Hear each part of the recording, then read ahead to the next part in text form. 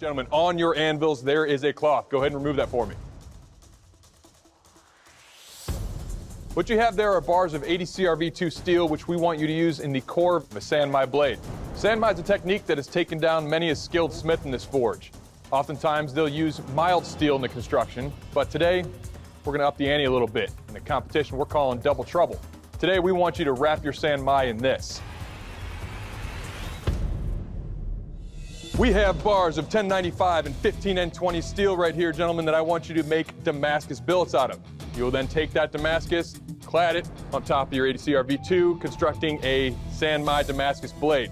Gentlemen, you have 3 hours on the clock. Good luck. Your time starts now. First thing, you gotta grab hold of that Damascus and get it shined up, because the mill scale that's on the pieces of metal itself, that's all impurities, and it will not stick with that on there. But I'm gonna use the whole stack so I can get the layer count. I'm looking at all the steel that they gave me, and I've just decided that that is way too much. And so I'm only gonna do 14 layers. I feel that's plenty of steel. I know I need to be patient and wait for that steel to come up to temperature so that I get really good forge welds. Woohoo! Once I get the billet welded up, I just head right for the forge. The first weld's always the most important, so I'm not gonna push this billet too far. If I go after it too much on one end, I can easily have the other end pop up on me, and I'm not about to do that. Perfect. The welds look good. I'm super happy with it. I got my stacks. I'm gonna set the welds. If this doesn't go right, this is really gonna suck. That's a good color. It looks very even throughout. That'll do. I definitely feel really good about my Damascus billet, that it is welded up solid, so I can go ahead and do my sandmai billet now. What's critical is the setup. When you have your two pieces, which are going to be the cladding material, you want those to be the same width. Now that I have the Damascus, the thickness that I want, I'm gonna cut it to nice 6-inch pieces, just like the core steel, and I'm just gonna weld that back on and do the exact same thing that I just did with the 1095 and 15N20. I got my stacks, and I've got the 80 CRV2. I'm gonna set the welds on my sandmai. It's less difficult because it's only 3 pieces instead of 24, but it's super critical. No issues whatsoever. I'm very happy about that. The tang is at a good shape. With time running out, I know I need to get over to the forge and start doing my heat treat.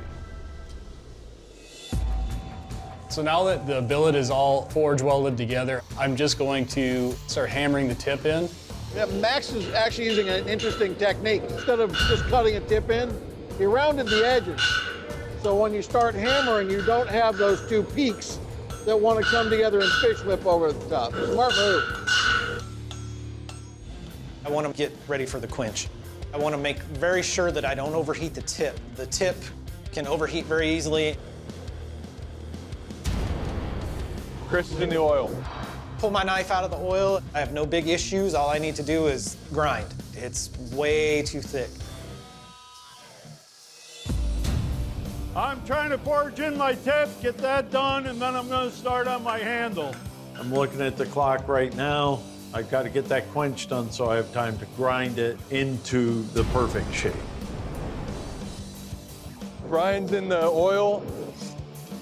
It all worked out the way I wanted it to. The hell with it. I'm going over to the grinder.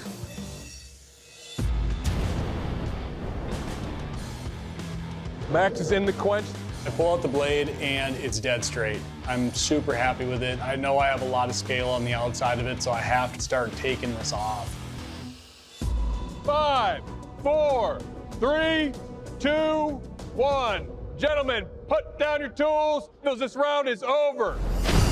All right, bladesmiths, welcome to the strength test. Now we're keeping with our double trouble theme. We got a 2-part strength test, our copper and wood chop.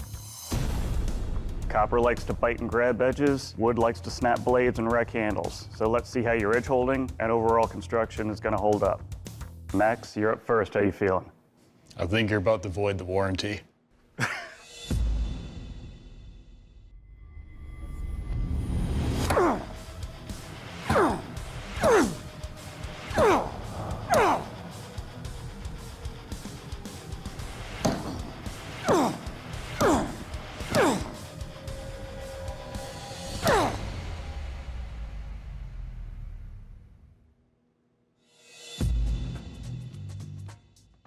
All right, Max, good job. You survived, man.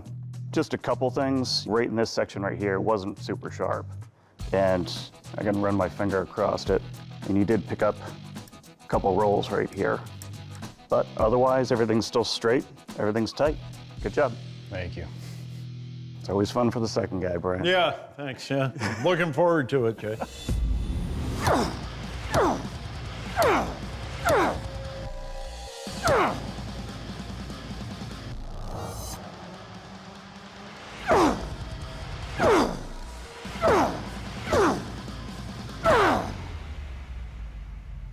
Nice job. Didn't break. It didn't break. I'm good.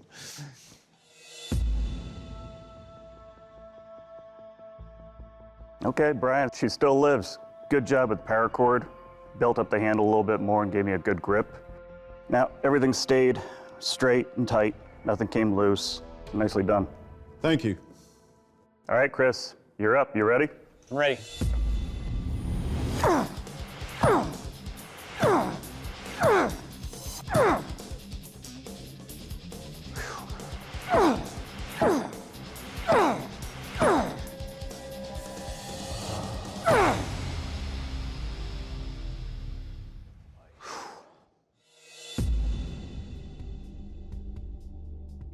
All right, Chris, you survived. Good job. Thank you. Your edge is fine. You got a little bit of glinting, but not much. Handle's tight, handle's comfortable, and you stayed strong and survived. Good job. Thank you. All right, bladesmiths, this is the sharpness test, the double tatami mat slice. Now, unlike the strength test, this is all about how sharp your edges are and how well they cut these tatami mats. A sharp knife should be able to cut cleanly, a jagged one or a dull one, well, may rip it or worse, do nothing at all. Max, you're up first. You ready for this? Sure.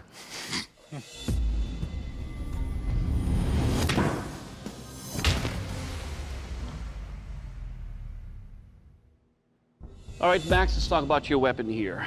It cut almost all the way through. Just this area right here where you have some rolling actually kind of ripped on that tatami mat. Overall, sir, your weapon, you will cut. Thank you. Brian, are you ready? You know, tear her up, you mad dog. All right, will do.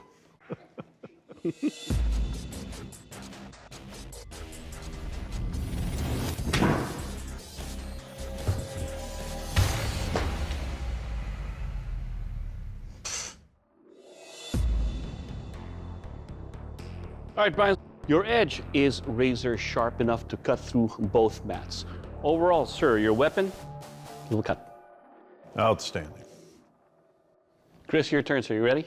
Yes, sir.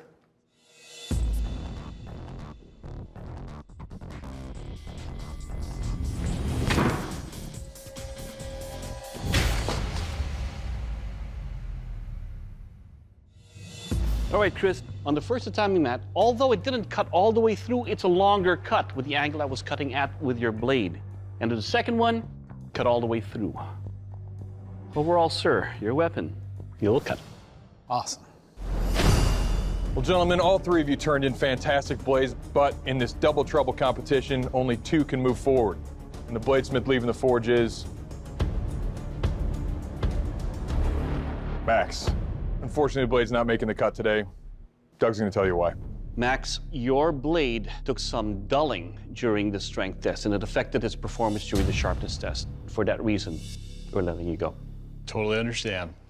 Well, Max, it was awesome watching your work. You absolutely know what you're doing. You have what it takes to fight in the forge. Your time here has ended. I'm going to have to ask you to please step off the forge floor. Well, thank you. Good luck, guys. After testing, I knew it was me. Honestly, I was just happy to get past the first round, so the fact that I made it through the second, I couldn't be happier with that. The whole journey's been amazing, really. It's just something I don't do every day, so it was just a fun challenge.